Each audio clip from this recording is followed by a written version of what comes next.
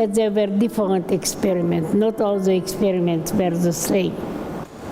But we were used in experiments 6 days a week. Some of the most horrendous practices that occurred in concentration camps during Nazism were carried out in the name of science. As unbelievable as it may sound, Third Reich doctors tortured and mercilessly used the bodies of inmates, displaying absolute cruelty. All of this was done in an attempt to find answers to the ailments suffered by German soldiers. In their logic, prisoners deserved to die for being scum and to allow for sanitary developments for the Aryan race. In today's video, we are going to explore some of the most sinister names in the Nazi scientific roster and what twisted experiments they conducted in the Dachau concentration camp. Get ready for a journey back in time, directly to the Nazi operating table, guided by military history. Among the darkest shadows of the Holocaust, the twisted ethics of the Nazi Party opened the door to medical experiments that defied sanity and the bounds of humanity.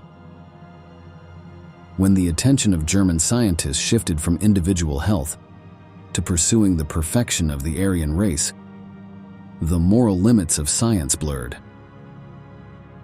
Unimaginable horrors were justified at the expense of those deemed undesirable, all in an attempt to cure Third Reich soldiers.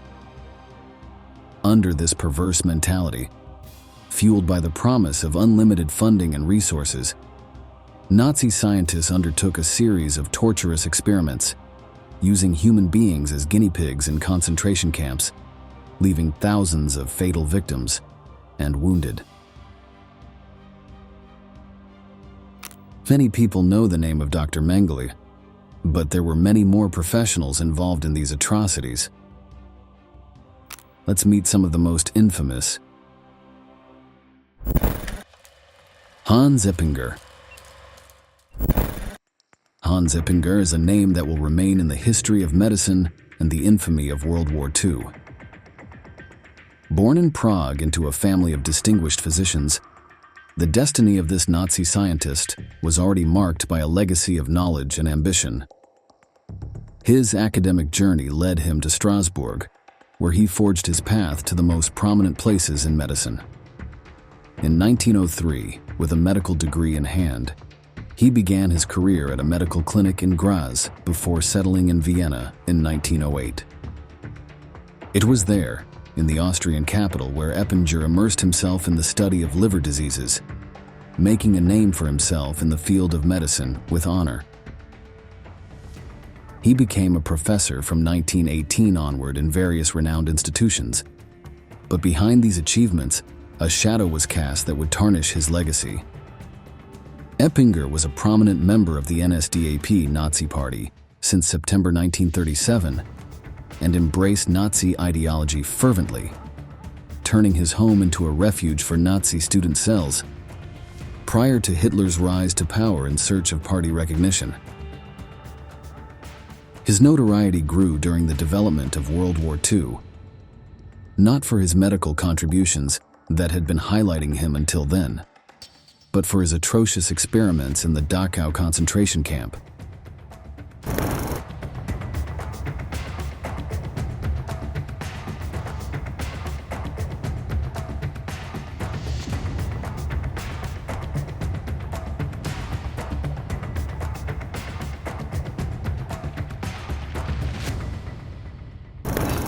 Alongside Professor Wilhelm Beigelbuch, he subjected Romani prisoners to a study of extreme cruelty. His sinister goal was to discover if humans could survive by drinking only seawater for a period of 6 to 12 days. 90 souls, deprived of food, were forced to endure this atrocious experiment. The result was heartbreaking. Most ended the study emaciated by the scars of dehydration and hunger, consequences of the scientific brutality imposed by Eppinger. The agony stemmed from the fact that human kidneys can only produce urine less salty than seawater. Therefore, to eliminate the excess salt ingested by drinking that liquid, more water needs to be urinated than was consumed. In the end, tragic death comes from dehydration, even when the senses indicate that thirst has been quenched. Throughout the trial, prisoners who suffered extreme dehydration reached the point of licking the wet floors they had been forced to mop in search of something to drink. This was the cruel physiological puzzle that revealed the extreme price the experimental subjects had to pay during the twisted Nazi scientists' experiment. Eppinger, a figure tormented by his own ambitions and loyalties, was engraved in history for the horrors perpetrated in the name of science, distorted by the ideology driven by the Führer. His legacy is a grim warning about the extremes to which perversion can go when intertwined with medical knowledge. However, he was not the worst exponent of Third Reich medicine. Claus Schilling. In the ranks of Nazism, the name Claus Schilling bears as many academic merits as unimaginable horrors. Born in the German city of Munich on July 5, 1871, this physician underwent a meteoric rise academically, earning his doctorate in 1895 and leaving an indelible mark in parasitology, with research that holds scientific value to this day. From German colonies in Africa to the lecture halls of the University of Berlin, Schilling also distinguished himself for his contributions to tropical medicine. His unwavering dedication led him to lead the division related to this area at the prestigious Robert Koch Institute in 1905, where he conducted research over 3 decades. However, his departure from the institute in 1936 would mark a sinister turn in the German doctor's career. Claus Schilling moved to Mussolini's fascist Italy, where he found fertile ground for inhuman experiments with inmates from psychiatric asylums, whom Mussolini's regime considered expendable. These investigations were partly funded by the Nazi regime to assist Il Duce in his dark purpose, preparing for the Italo-Ethiopian War. His return to Germany in 1941 opened the door to a dark collaboration with Heinrich Himmler, the abominable leader of the SS. The Nazi hierarch gave Schilling a research station in the Dachau camp, where experimentation became a torture weapon for the inmates. First, an aberrant practice that tore through medical ethics was carried out, inflicting wounds on subjects, simulating the ravages of the battlefield suffered by Nazi soldiers, and seeking cures. Without mercy, these individuals were subjected to brutal experiments without anesthesia, with the aim of testing unapproved drugs designed to suppress infections and accelerate healing. But cruelty knew no bounds, as the tests were taken to the extreme. For example, bacteria were deliberately introduced into wounds, as well as ground glass and wood shavings to mimic lacerations suffered by Nazi troops. Prisoners who did not die from infections perished due to experimentation with the drugs. Later, Schilling turned to investigate his passion for tropical diseases, especially malaria. Prisoners were subjected to sadistic treatment, with hands and arms tied in cages filled with disease-carrying mosquitoes to investigate how it affected humans. Once the involuntary patients were infected, they were administered lethal doses of trial synthetic drugs in an attempt to find a cure that never materialized. The toll was devastating, with between 300 and 400 prisoners dying, while many thousands more were left permanently injured.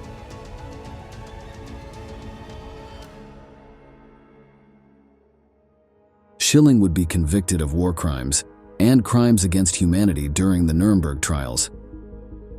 In the Dachau trials, he faced the weight of his actions before a United States General Military Tribunal, whose investigation revealed a macabre picture of cruelties in which priests, women, and children were among the prisoners who had died in his experiments. The sentence for the doctor was the harshest, and he was executed by hanging on August 28, 1946, marking the end of a controversial figure condemned for his participation in scientific atrocities during the Third Reich.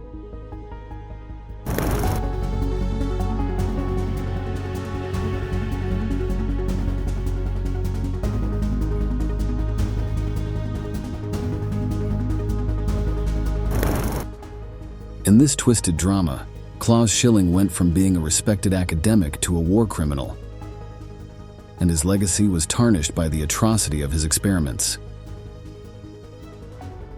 Another of the names that stained the pages of German scientific history with shame is the sinister character we will expose next.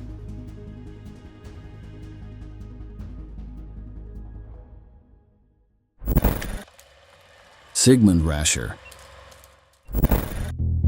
In the heart of Munich on February 12, 1909, Sigman Rasher was born, a man determined to become one of the darkest legends of the Third Reich. He grew up in a wealthy family, and his destiny seemed sealed from the beginning, since his father, Hans August, was already a physician for the feared SS at that time. When the shadow of Nazism began to loom over Germany, Rasher quickly embraced the ideology of the Third Reich fanatically. Affiliated with the Nazi Party since 1933, the young doctor had already joined the ranks of the SA, the infamous brown shirts of the Führer. His commitment to Adolf Hitler reached such a dogmatic extreme that, in an act of ruthless betrayal, he denounced his own father to the Gestapo for practices considered anti-Nazi. This masterful and sinister move would catapult his position within the SS, making him acquainted with various personalities of the Third Reich. It was in this ascent that his fate intertwined with that of Caroline Adele, known as Nini, an enigmatic figure in the art scene with intimate connections to the SS leader. The marriage between Rasher and Adele not only sealed their status in front of the Nazi government, but also led him to become an intimate friend of Heinrich Himmler. The darkest pages of his life were written in the concentration camps during World War II, particularly in Dachau. Already as a leading SS physician in 1939, he wrote to his superiors requesting human subjects for his experiments, believing that humans would be much better subjects for experiments than rodents. Himmler completely agreed. Despite having known each other for only a week before, there was a natural understanding in their disdain for some human lives they considered less important than others. Thus began a study in the fateful concentration camp. Like most of the Holocaust atrocities, Nazi medical experiments were situated at the perverse intersection of racism, industrialization, and science. When Himmler suggested that any prisoner who survived could be spared the death penalty and instead be sentenced to life imprisonment, Rasher disagreed. Convinced that they were scum, given that they were only Poles and Russians, there was no need to grant them that pardon. Initially tasked with investigating the effects of altitude on the human body, Rasher soon turned his experiments into an abyss of brutality and dehumanization. He proposed a series of cruel trials to measure human resilience in extreme conditions, from tests with Luftwaffe pilots to hypothermia experiments leading to death. In mid-1942, at the Dachau camp, Rasher conducted these atrocious tests under the supervision of SS officers, leaving indelible scars on the history of medicine and humanity. In the sinister corridors of his laboratory, Sigman Rasher deployed a machinery of horror. The first macabre act took place in a decompression chamber. a dark apparatus designed to replicate the hellish conditions experienced by Luftwaffe pilots at 65,000 feet, equivalent to a chilling 20,000 meters above the Earth.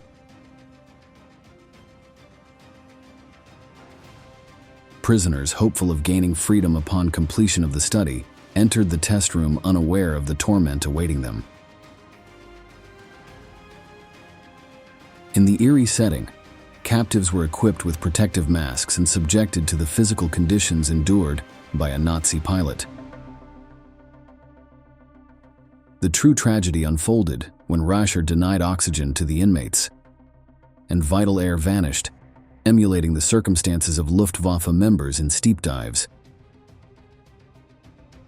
The alarm sounded, the mask was removed, and terror seized the bodies of the prisoners, convulsing in agonizing suffocation due to lack of oxygen. The notes in Rasher's reports are as illustrative as they are terrifying. I personally saw how a prisoner, deprived of the necessary amount of oxygen to survive, had his lungs burst. This is just a glimpse of the torment experienced in the laboratory, challenging the limits of human cruelty. In this macabre theater, some trials generated such pressure on the heads of these poor experimental subjects that desperation consumed them, and they ended up tearing out their hair in a desperate attempt to alleviate the cruel sensation suffocating them. However, the macabre symphony of experiments to measure human resilience carried out by this scientist knew no bounds. In the harsh August of 1942, Dr. Rasher, in his escalation of horrors, decided to delve into the unexplored territory of human freezing, due to the increasing cases of pilots who, after falling into the water, suffered from hypothermia. Thus, he ventured into a new trial, using a tank of icy water as a testing platform. This tank, with temperatures ranging from 2 to 12 degrees, became the deadly pool for around 300 Dachau prisoners. Rasher, as a sinister chronicler of misery, recorded every advancement. To date, I have cooled about 30 people, leaving them naked outdoors for 9 to 14 hours until reaching a body temperature of between 27 and 29 degrees. After a while, corresponding to a 1-hour journey, I have given these subjects a warm bath. So far, all patients have warmed up completely in an hour at most, although some of them still had white and frozen hands and feet. Since many prisoners did not respond to treatment, Rasher took the investigations to a place as irrational as it was sinister. As a test, he implemented a method he called animal warmth as a revival method. Demanding that female prisoners from the Ravensbrück camp be sent to Dachau, the doctor forced these women to become sex slaves whose function was clear: to provide warmth to prisoners on the brink of death from freezing. The methods were grotesque, varying according to the sadistic Dr. Rasher's instructions. These unbearable scenes ranged from placing the prisoner amidst 4 naked women to try to raise their body temperature, to more intimate practices like masturbation or rubbing. In some cases, they were even forced to engage in full sexual intercourse with semi-frozen prisoners. However, the study subjects invariably died, despite resuscitation attempts.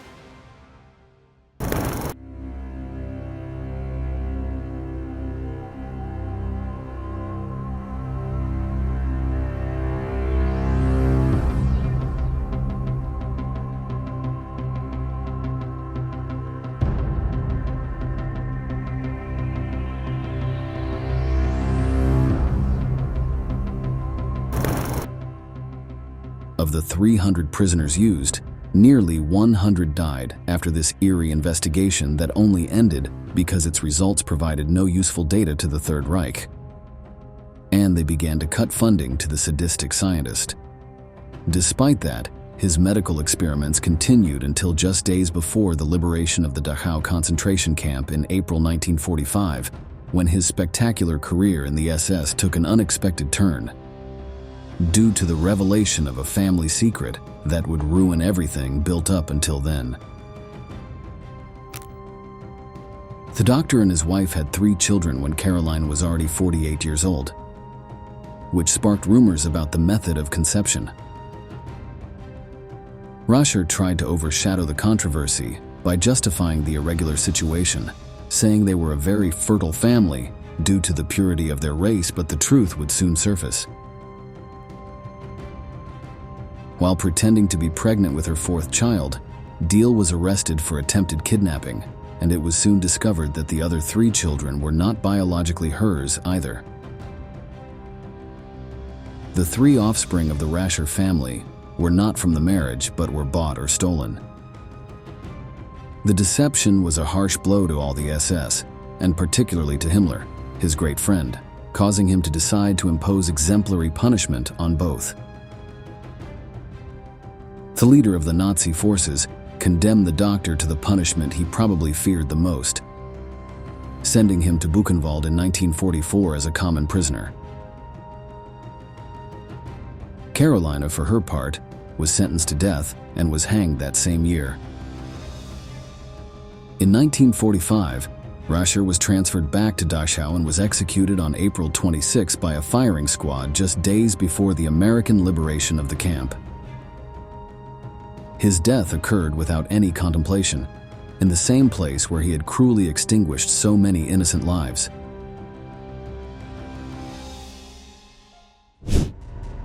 The story of Sigman Rasher, Claus Schilling, and Hans Eppinger is a dark journey through the corruption of science in totalitarian regimes. A grim reminder of the horrors perpetrated during the terror of the Nazi reign. The final chapter of this macabre era was written with the Nuremberg Code, born from the historic trial known as the Doctors' Trial. This set of 10 rules emerged to ensure that experimentation on humans was conducted ethically. It was vicious and sadistic. A doctor is expected to have at least a little compassion. It goes against what the medical profession is all about. It was a group of doctors only thinking about their careers. They realized it was the opportunity of a lifetime. Maybe it wouldn't be possible in the future. It's now or never. The toll of these acts was over 15,000 lives sacrificed and 400,000 individuals traumatized, mutilated, or deformed. Although the Nazi scientific atrocities are in the past, the lesson in the Nuremberg Code persists: to remember so as not to repeat.